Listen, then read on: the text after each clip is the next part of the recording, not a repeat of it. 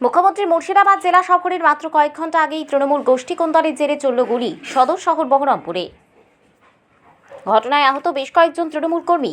আহত তৃণমূল কর্মী মিঠু জৈন জানিয়েছেন, রবিবার রাত্রি 11টা নাগাদ বহরমপুরের বাবুলবোনা রোডে একটি ক্লাবে প্রতিদিনের মতো বন্ধুবান্ধব নিয়ে তারা বসেছিলেন।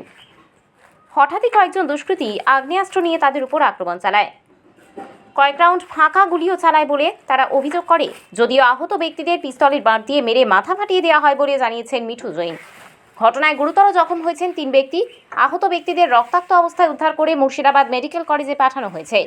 তৃণমূল কর্মী মিঠু জৈন জানিয়েছেন, আগে তৃণমূলের একটি পদে ছিলেন, বর্তমানে তিনি কোনো পদে না থাকলেও সক্রিয় কর্মী। তাদেরই তৃণমূল দলের নেতা পাপাই ঘোষের নেতৃত্বেই হামলা চালানো হয়েছে। পুলিশ এখনও পর্যন্ত 2 জনকে গ্রেপ্তার করেছে বলে জানা গিয়েছে। তবে মুখ্যমন্ত্রী জেলা সফরের মাত্র কয়েক ঘন্টা আগেই এই ঘটনায় রীতিমতো চাঞ্চল্য সৃষ্টি হয়েছে বহরমপুর শহরে। 5 জনের নামে লিখিত অভিযোগ দায়ের হয়েছে বহরমপুর থানায়। পুলিশ গোটা ঘটনার তদন্ত শুরু করেছে। জেলা পুলিশ সুপার কুমার সানি রাজ জানিয়েছেন, রাতের গুলি চালানোর ঘটনায় পুলিশ 2 জনকে গ্রেপ্তার করেছে। তাদের নাম আয়ুষ সাহা ও সুমন চৌধুরী। তাদের কাছ থেকে একটি পিস্তল উদ্ধার হয়েছে।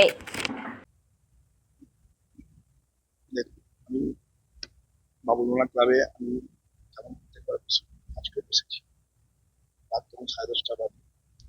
কিছু নদীতে 4 জন ছিল, কিছু অজ্ঞাত ছিল, তাদের প্রত্যেককে আমি বাই নেম বাই ফেস চিনি।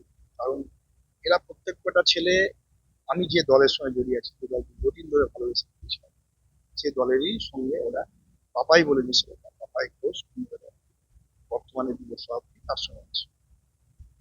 আমার কথাটা হলো যে এটাই যে হঠাৎ করে কিছু ছেড়ে এলো, ওর জীবনে হয়নি আমাদের বাবুলবোনা বাবুলবোনা কারণ তার মধ্যে একটা ছেলে বা 2টো ছেলে আর্মস নিয়ে এসে গুলি চালালো।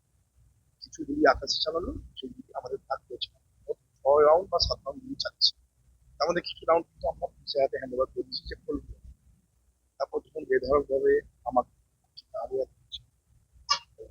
চেয়ারের বাড়ি, কামাটের বাড়ি, একটা ফুল ফ্যান ছিল, ফ্যানের বাড়ি, যে কারণেই হোক ওরা বিভিন্ন, হ্যাঁ হ্যাঁ আমি সব পেয়েছি। সুমন রায়চৌধুরী বলে একটা ছেলে ছিল, মধুপুরের বাড়ি, প্রত্যেকে তৃণমূল করে। আমি যে দল করি সে তৃণমূলই করে। আমার এটাই অবাক লাগছে, একদম আমি তৃণমূল করি, ওদের অনেক আগে থেকে করি।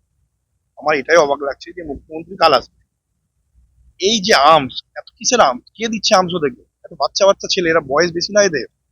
এদেরকে আমরা দেখেছি এদেরকে। দেখুন আমি কারণ তো আমি এটাই তো আমার কাছে অবাক, যে কারণেই হোক, ধরুন আমি খারাপ, আমি ভালো না, আমি দলটা হয়তো করছি না ভালোভাবে, বা আমি দল করতে চাইছি না, যে কারণেই হোক, তো ফায়ার করবে নাকি? তা বলে 6 রাউন্ড গুলি করেছে। হ্যাঁ, ফায়ার করার তো অনুমতি কেউ দেয়নি। গায়ে লেগেছে বলতে যেমন তেমন করে বেঁচেছি, আমরা তো পড়ে গেছিলাম। দেখুন আমার তো মাথায় এখন 8টা মতন সেলাই, ওর মাথাও 4খানা সেলাই। আমরা মেডিকেল কলেজে গিয়েছিলাম, আমাদেরকে অ্যাডমিট করতে বলছিল। কি অ্যাডমিট হবো? বাড়িতে সবাই ভয় করছে, কাঁদছে। অ্যাডমিট হইনি আমরা, অ্যাডমিট ছাড়া তো কোনো উপায় নেই, কিন্তু অ্যাডমিট হইনি। কেন অ্যাডমিট হবো? ও যে অ্যাডমিট হলে কেস করা যাবে, ও যে অ্যাডমিট করলে কেস করবে, কিসের কেস? আরে দল যে দল করি সে দল দেখুক ব্যবস্থা কি হচ্ছে এদের। না না না না না, আমার সঙ্গে দেখুন, যারা আজকে যে মিডিয়া আপনারা এসছেন, কোনো না কোনো ভাবে তারা আমাকে চেনেন।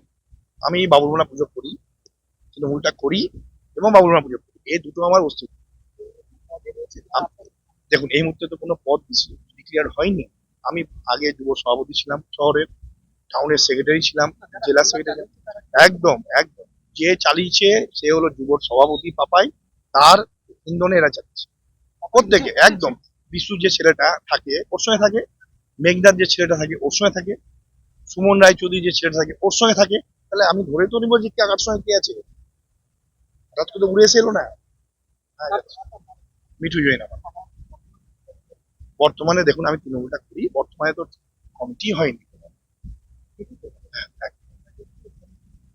দেখুন অনেকে ছিল, আমি তো ওকে চোখে দেখতে পাইনি পাপাকে, কিন্তু যে ছেলেগুলো ছিল, আরে আমি তো চিনি, তৃণমূলটা তো আমি করি, আমি জানি না কে ছেলেগুলো কে, প্রত্যেকটা তৃণমূলের ছেলে।